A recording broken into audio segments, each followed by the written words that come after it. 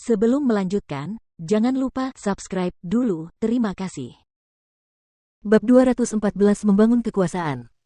Di atas tebing suci, Jiang Chen tampak seperti raja yang tak tertandingi di antara semua orang yang memandang ke seluruh dunia. Pedang suci surgawi terus berdengung, seolah-olah masih hidup.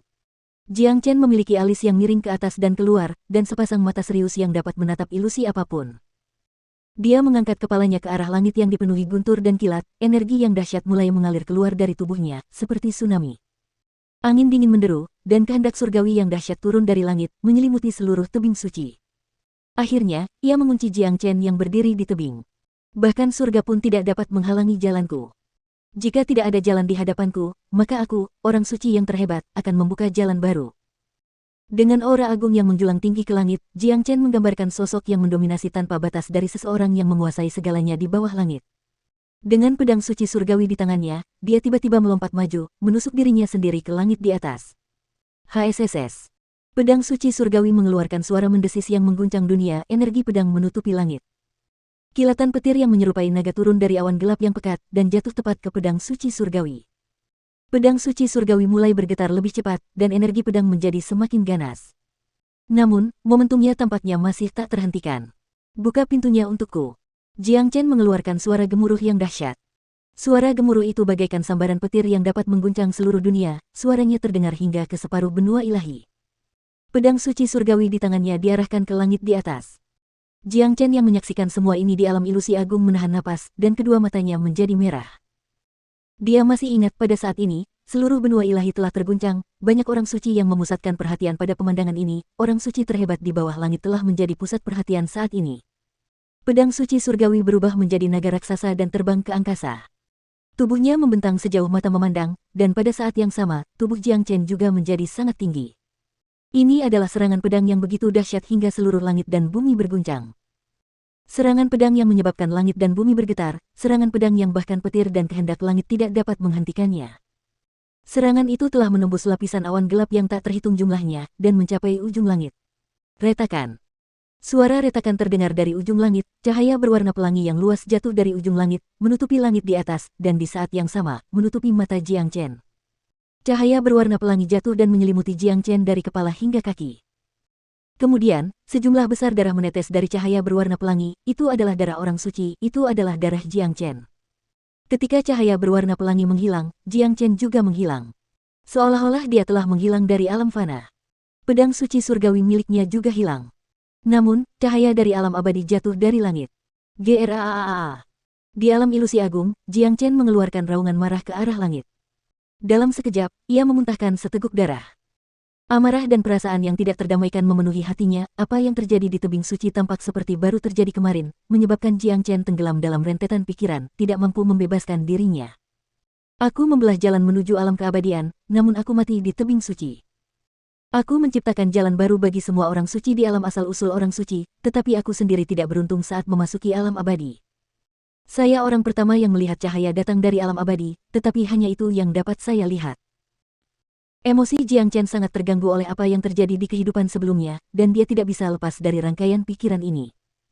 Dia telah mendukung masa depan seluruh alam Saint Origin dengan tubuh Saint-nya, tetapi dia tidak berdamai dengan akhir cerita. Mengapa dia harus menjadi orang yang mengorbankan dirinya sendiri? Untungnya, pintu lain telah terbuka untuknya. Dalam kehidupannya saat ini, dia pasti akan memasuki alam abadi, memenuhi impiannya yang telah berusia ratusan tahun. Lihat, Jiang Chen muntah darah. Tubuhnya bergoyang maju mundur, dan sepertinya dia kesakitan. Alam ilusi yang suo terlalu menakutkan, bahkan menyebabkan saudara Jiang tenggelam dalam kenangan menyakitkannya sendiri. Dengan ini, bahkan jika yang suo tidak menyerangnya, Jiang Chen tetap akan terbunuh. Ini mengerikan. Jika yang suo menyerang sekarang, Jiang Chen pasti akan terbunuh. Semua orang terkejut. Tidak seorang pun tahu apa yang dilihat Jiang Chen, dan tidak seorang pun tahu apa yang terjadi di alam ilusi. Jiang Chen terjebak dalam fantasinya sendiri. Sutra hati ilusi, alam ilusi agung, siapapun yang bermimpi di dalam hatinya akan sangat terpengaruh olehnya. Termasuk Jiang Chen. Sepertinya kondisi saudara Jiang tidak baik. Ekspresi gembira di wajah Tian Yishan langsung berubah menjadi kekhawatiran. Alam ilusi agung yang suo terlalu mengerikan. Jiang Chen tenggelam dalam ingatannya sendiri yang menyakitkan, dan tidak mampu melepaskan diri. Haha, Jiang Chen, tamatlah riwayatmu. Yang suo tertawa terbahak-bahak.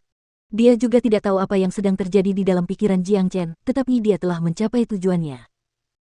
Pedang haus darah sekali lagi muncul di tangannya, lalu dia mulai berlari cepat menuju alam ilusi agung sambil menusukkan pedangnya dengan niat membunuh yang kuat ke arah Jiang Chen.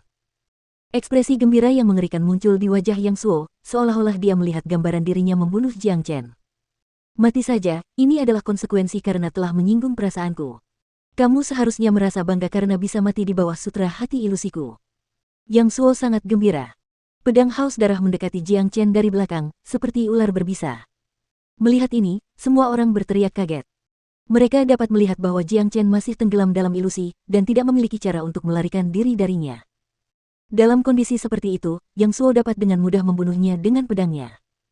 Jiang Chen benar-benar tenggelam dalam kejadian 100 tahun lalu, dan tidak bisa melarikan diri. Seluruh hatinya dipenuhi dengan emosi yang tidak dapat didamaikan, dan kemarahan. Namun, Jiang Chen tidak berada dalam kondisi yang dipikirkan orang luar, dia tidak sepenuhnya terperangkap dalam fantasinya sendiri tanpa jalan keluar. Dia berada dalam kondisi yang aneh saat ini, seolah-olah dia menyatu dengan versi dirinya dari 100 tahun yang lalu. Tepat saat pedang haus darah hendak mengenai Jiang Chen, tubuhnya bergerak hampir 30 meter ke belakang, menghindari serangan itu. Tidak mungkin, bagaimana dia bisa menghindari seranganku saat dia terjebak dalam fantasinya sendiri. Ekspresi Yang Suo berubah drastis. Astaga, plus. Pada saat ini, Jiang Chen tiba-tiba berbalik dan menatap Yang Suo dengan mata merahnya. Hanya dengan satu tatapan darinya, Yang Suo tidak dapat menahan diri untuk mundur beberapa langkah. Wajahnya langsung menjadi pucat. Tatapan macam apa itu? Yang Suo merasa hatinya telah dikosongkan oleh tatapan itu. Tatapan itu seperti tatapan menghakimi, tatapan yang dapat menghukumnya hanya dengan satu tatapan. Dia merasakan tekanan yang sangat besar dari Jiang Chen. Pada saat ini, dia merasa bahwa dia sedang menghadapi seorang raksasa, bukan seorang pemuda berusia pertengahan belasan. Ketika Jiang Chen terperangkap dalam fantasinya sendiri, ia telah menyatu dengan kehidupan sebelumnya.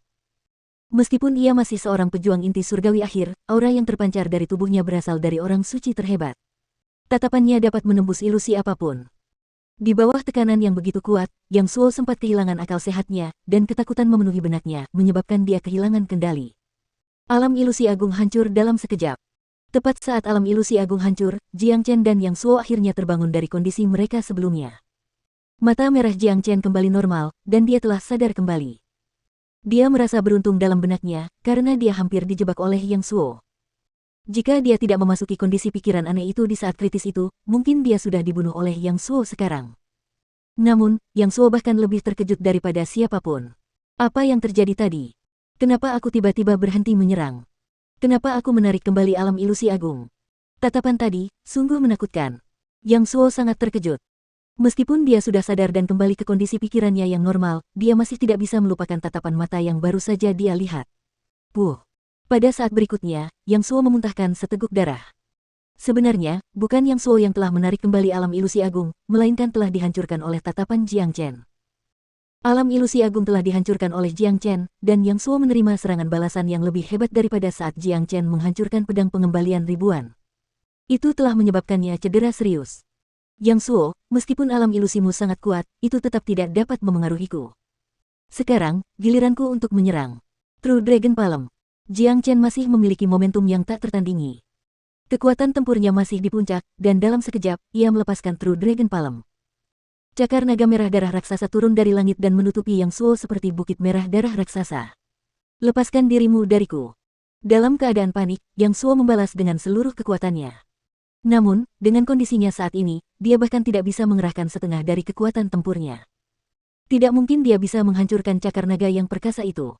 Oleh karena itu, dia langsung dicengkeram oleh True Dragon Palm. Retak-retak. Ah! Di bawah tekanan besar dari True Dragon Palm, suara retakan terdengar terus-menerus dari tulang Yang Suo. Rasa sakit yang hebat membuatnya berteriak sangat keras sehingga teriakannya dapat terdengar dari jauh.